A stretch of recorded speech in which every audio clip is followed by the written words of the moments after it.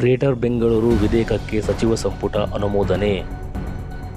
ಉದ್ಯಾನ ನಗರಿ ಬೆಂಗಳೂರನ್ನು 5 ಜಿಲ್ಲೆಗಳಾಗಿ ವಿಭಜಿಸುವ ವಿಧೇಯಕಕ್ಕೆ ಸಚಿವ ಸಂಪುಟ ಅನುಮೋದನೆ ನೀಡಿದೆ. ಬೆಂಗಳೂರನ್ನು 5 ವಿಭಾಗಗಳಾಗಿ ವಿಭಜಿಸುವ ವಿಧೇಯಕ ಇದಾಗಿದೆ. ಬೆಂಗಳೂರನ್ನು ವಿಭಜಿಸಿ ಗ್ರೇಟರ್ ಬೆಂಗಳೂರು ಅಥಾರಿಟಿ ಮಾಡುವ ಸಲಹೆಗೆ ಅನುಮೋದನೆ ನೀಡಲಾಗಿದೆ.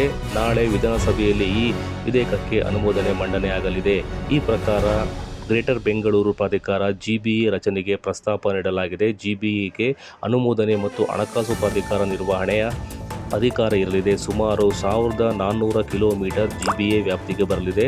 1 ರಿಂದ 10 ಕಾರ್ಪೊರೇಟರ್ಗಳು ಜಿಬಿಎ ವ್ಯಾಪ್ತಿಗೆ ಬರಲಿದೆ. 10 ಕಾರ್ಪೊರೇಟರ್ಗಳು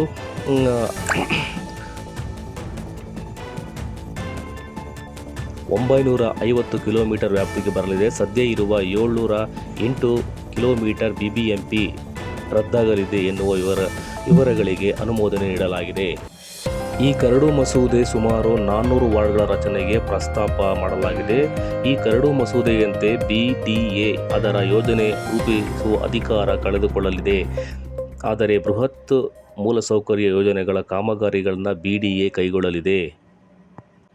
ಇದರ ನಡುವೆಯೇ ಸದನದಲ್ಲಿ ಬೆಂಗಳೂರು ಆರ್ಥಿಕ ಶಕ್ತಿ ಹಾಗೂ ಆಡಳಿತದಲ್ಲಿ ಹೊಸ ರೂಪ ನೀಡುವ ಉದ್ದೇಶದಿಂದ ರೂಪಿಸಲಾಗಿರುವ ಗ್ರೇಟರ್ ಬೆಂಗಳೂರು ವಿಧೇಯಕವನ್ನು ಪರಾಮರ್ಶಿಸಲು ಸದನ ಸಮಿತಿ ರಚನೆಗೆ ನಮ್ಮ ಒಪ್ಪಿಗೆ ಇದೆ ಎಂದು ಡಿಕೆ ಶಿವಕುಮಾರ್ ಅವರು ತಿಳಿಸಿದ್ದಾರೆ. ವಿಧಾನಸಭೆಯಲ್ಲಿ ಗ್ರೇಟರ್ ಬೆಂಗಳೂರು ವಿಧೇಯಕವನ್ನು ಪರ್ಯಾಯ ಆಲೋಚನೆ ವ್ಯಾಪ್ತಿಗೆ ತರಲು ಮಾತನಾಡಿದ ಬೆಂಗಳೂರು ನಗರಾಭಿವೃದ್ಧಿ ಸಚಿವರೂ ಆಗಿರುವ ಡಿಕೆ ಶಿವಕುಮಾರ್ ಅವರು, ಬೆಂಗಳೂರು ದೊಡ್ಡ ಮಟ್ಟದಲ್ಲಿ ಬೆಳೆಯುತ್ತಿದ್ದು ನಗರದ ಜನಸಂಖ್ಯೆ 1440 ಕೋಟಿಗೂ ಏರಿದೆ. ಬೆಂಗಳೂರನ್ನು ಅತ್ಯುತ್ತಮ ನಗರವಾಗಿ ಮಾಡಬೇಕು. ಅಂತಾರಾಷ್ಟ್ರೀಯ ಮಟ್ಟದಲ್ಲಿ ಬೆಂಗಳೂರು ಹೆಸರು ಮಾಡುತ್ತಿದೆ. ರಾಜ್ಯ ರಾಜಧಾನಿ ಹೊಸ ರೂಪ ನೀಡಲು ಗ್ರೇಟರ್ ಬೆಂಗಳೂರು ಬಿಲ್ ಹೊಸದಾಗಿ ಪ್ರಸ್ತಾವನೆ ಸಲ್ಲಿಸುತ್ತಿದ್ದೇವೆ ಎಂದು ಹೇಳಿದರು. ಇದಕ್ಕೆ ಪ್ರತಿಕ್ರಿಯಿಸಿದ ಡಿಕೆ ಶಿವಕುಮಾರ್ ಅವರು, ಅಶೋಕ್ ಹಾಗೂ ಸೋಮಶೇಖರ್ ಅವರ ಚರ್ಚೆ ನಡೆಸಬೇಕು ಎಂದು ಹೇಳಿದ್ದಾರೆ.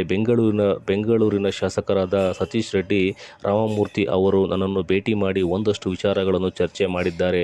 ನಮಗೂ ಸಹ ತರಾತುರಿಯಲ್ಲಿ ಈ ಬಿಲ್ ಅನ್ನು ತರುವ ಆಲೋಚನೆ ಇಲ್ಲ. ರಾಮಲಿಂಗಾರೆಡ್ಡಿ ಮತ್ತು ಕೆಜೆ ಜಾರ್ಜ್, ರಿಜ್ವಾನ್ ಮತ್ತು ಇತರೆ ಎಲ್ಲರೂ ಬಳಿಯೂ ಈ ವಿಚಾರವಾಗಿ ಚರ್ಚಿಸಿದ್ದೇವೆ. ಈ ವಿಚಾರವಾಗಿ ಸದನ ಸಮಿತಿ ರಚನೆ ಮಾಡಲು ನಮ್ಮಲ್ಲಿ ಒಪ್ಪಿಗೆ ಇದೆ ಎಂದು ಹೇಳಿದ್ದಾರೆ.